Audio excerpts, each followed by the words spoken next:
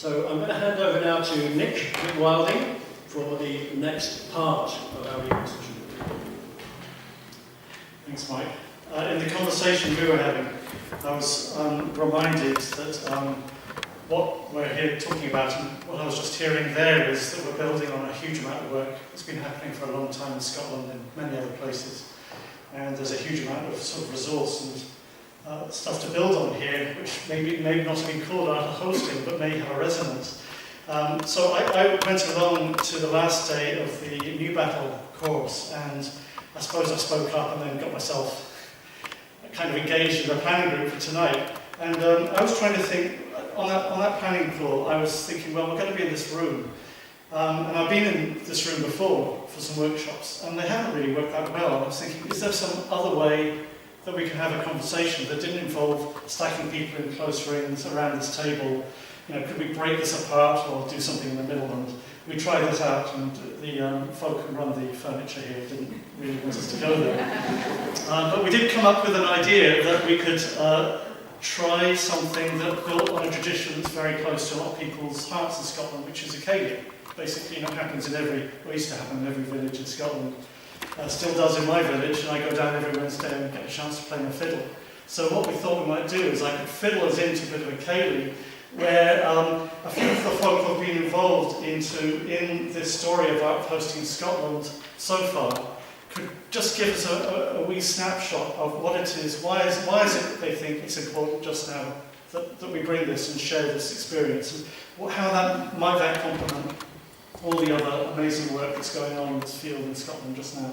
So that's my invitation really. So as I'm playing the tune, I know there are 4 people keyed up to come and sit around the table here. We had one other idea though, that rather than just having those 4 people, we might have another couple of chairs around the table, or 3 even. We'll see how it goes. And anyone who has a bit of the puzzle or a bit of that story about art of hosting yourselves, please feel free to come and take a chair and contribute to the story that's going to kind of emerge. So the idea is it's not rehearsed. I'm going to lead us in with a bit of a tune. We'll see what the folks say about why we feel this might be important now, how it might complement what's happened. And if you'd like to get up and sit at the table, do. This is going to take about half an hour, then we'll shift into another conversation. So our intention here is really to offer for the people who haven't yet been or yet come in touch with art of hosting or art of participatory democracy, a bit of a background that helps you catch up. Is that clear enough? Okay, so I'll pick up the fiddle and pick up the camera. So for folk who are going to come, the idea is we're sort of relaxing into a conversation. We're not having a stiff ceilidh conversation. Imagine you've got a pint of beer around the table and you're midway through the conversation, and that's the feel we're looking for really here. So. And you can move closer. And yeah, indeed, so off you go.